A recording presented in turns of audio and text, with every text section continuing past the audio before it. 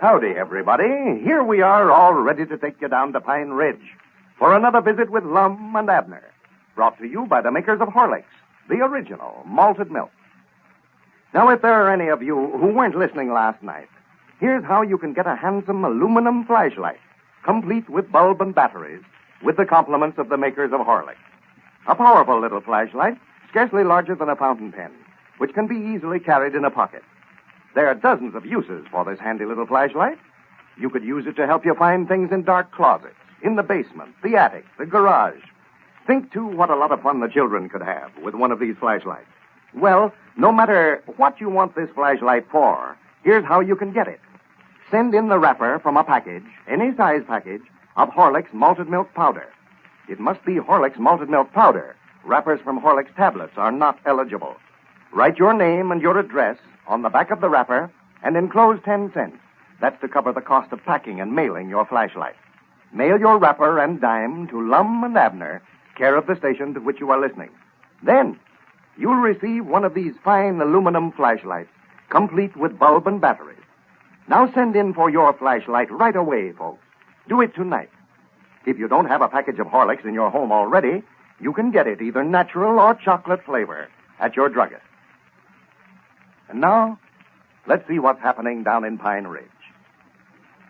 Lum and Abner received a letter yesterday from Mr. Horlick authorizing them to send one of their pocket flashlights as a gift to all their friends who will mail in a wrapper from a bottle of Horlick's malted milk. The old fellows are very enthused over the proposition and expect to raise enough funds in this way to restock their Jot 'em Down store. As we look in on Pine Ridge today, we find Lum and Abner down at their empty store building, discussing their new enterprise. Listen. Yeah, I know, but I don't believe I'd ordered so many of them flashlights, Lum. I don't believe we'll need half that many. Don't you worry about that. We'll have that many requests in for 'em within the next day or two. Yeah, I hope so. Why, everybody will want one of these. It's the nicest little present I ever seen. I was sitting here a while ago just thinking. There's something a body can find 1,000 uses for. Men, women, and children. Oh, yeah, if they could see it, why, I know they'd write in for one of them, Lum, but us just trying to tell them about it on a party line, why, it's hard to explain to them just what a nice present it is. Well, I told them it was a regular 75-cent flashlight. Yeah, but, Lum, you've got to see it to appreciate it. They've made so many improvements on them here late. When you just say pocket flashlight, why, a lot of folks has in mind them old style kind that a body might not be ashamed to carry. Next time I make an announcement over the party line, I'll tell them about how it looks like a fountain pen and how it's made out of polished aluminum so it'll be nice and light, and tell them all about it. Yeah. Well, now that you went ahead and ordered all these, well, we've got to get in some letters here some way. Well, look how many of our friends wrote in for Pine Ridge News we gave away a while back. This is a way yonder nice present that was. Oh, yeah, sure. I'd love to see all our friends get one, because I know how pleased they're going to be with it, yeah. Everybody I've showed it to has been tickled to death with it. Uh-huh. Said they's going to send in for one of them. I was down at Moe's Moots Barber Shop this morning. They's all trying to swap me out of this, and I got it. Yonder comes Cedric Weasel up out there front now. Yeah. He's been trying to get me to patch up some troubles twixt him and his sweetheart. They've had a sort of a falling out with one another. Well, I hope you don't try to talk him into having an automobile accident to get her back in a good humor with him like you did me. Don't you worry. I'll never try to talk nobody else into that thing again. After having to sit down here and wait on you hand and foot like I've been doing. Well, Lum, I can't wait on myself. Somebody's got to do it. That blame if I don't believe you're enjoying getting waited on this way. Well, I wouldn't say I was enjoying it, but I'm getting a good rest out of it anyhow. That's what I thought. Come in, Cedric. Howdy, Cedric. Good morning. Good morning. Mr. Dick wanted me to bring this mail over to you fellers. Said you's in a hurry for it. Oh, yeah. Much obliged, Cedric. There must be orders for them flashlights now. Hi, Granny, is this all the mail there was, Cedric? Yes, sir, I reckon so. That's all Mr. Dick handed me. Well, This ain't nice. Many as I was looking for. Oh, I figured you'd have to bring the mail up here in a wheelbarrow this morning. Well, I could have brung it over in a wheelbarrow, I reckon, but I never seen no use in it as long as I could carry it in one hand this way. well, I'm sure counting on restocking the store here out of these orders for flashlights. Why, the way we're starting out here, it'll take us all spring to fill up the candy case, much less the rest of the store. Yeah. Well, I better be getting back, I reckon. I've got some delivers to make. I'm working down there for Mr. Dick now, you know. Well, fine, Cedric. I'm glad to hear it. That's a good job for you. I wanted to tell you, Mr. Lum, that advice you give me worked out fine. Me and Gertrude Seastrump's made up again now. Well, fine, Cedric. I'm glad to hear it. Yeah, Gertrude is a fine little girl. Fine little girl, Cedric. We're going to get married before long, I think. Well, I'm glad to see my advice has helped somebody anyway. Recollect, Cedric, I'm justice of the peace whenever you get ready to have the knot tied. Drumming up business. Yes, I will. Well, expect I might as well get on back to the store. Well, much obliged for bringing the mail over, Cedric. Yeah, and if any more comes in down there, fetch it over for us, Cedric. Yeah, bring it right over. Yes, I will. How many we got there, Lum? Well, there's 6 letters here. Well, I do know. Just 6.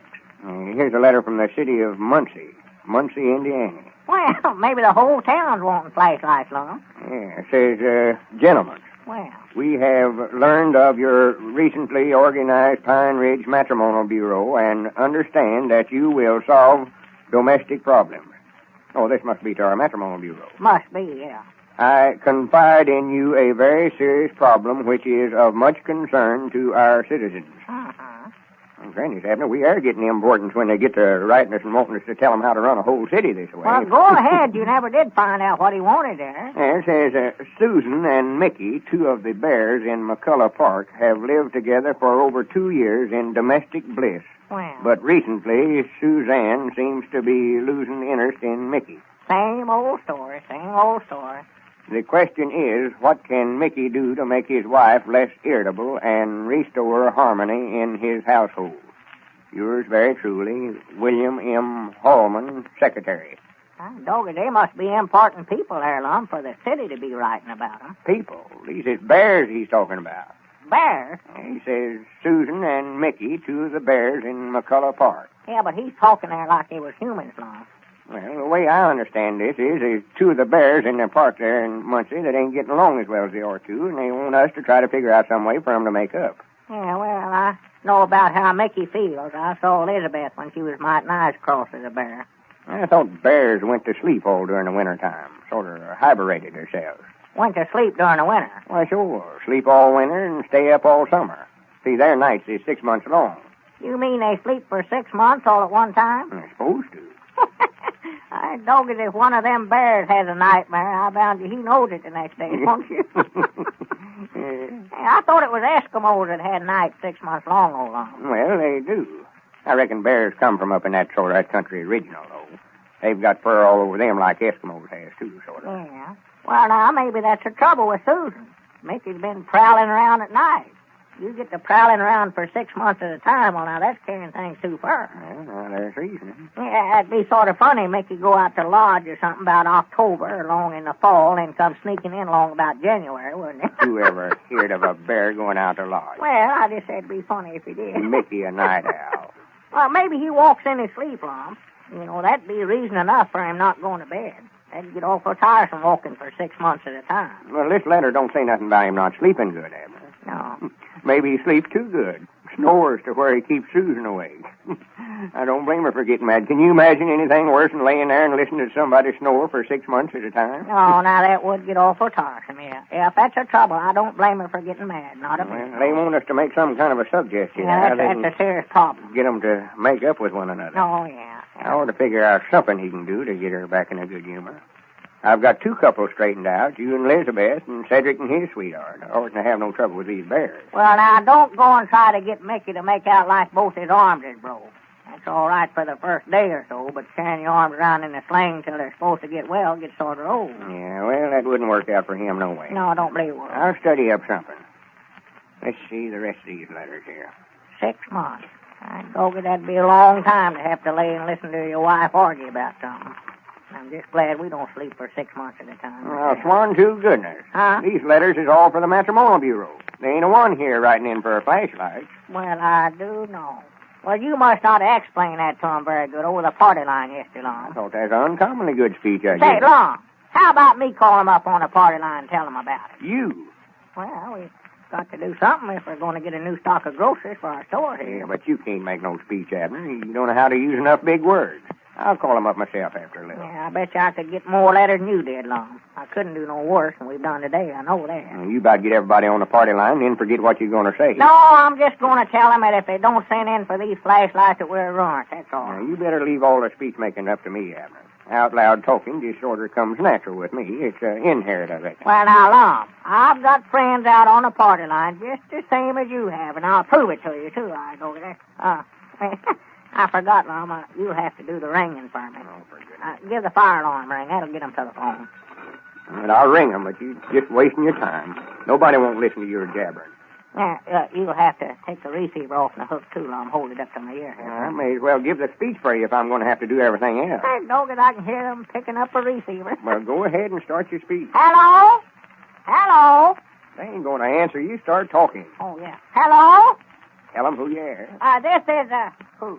You ain't forgot your name, have you? No, but it ain't the Pine Ridge Matrimonial Bureau, and it ain't the Jot'em Down store. Now, who is it? Well, just tell 'em you're Abner Peabody. I'm Abner Peabody.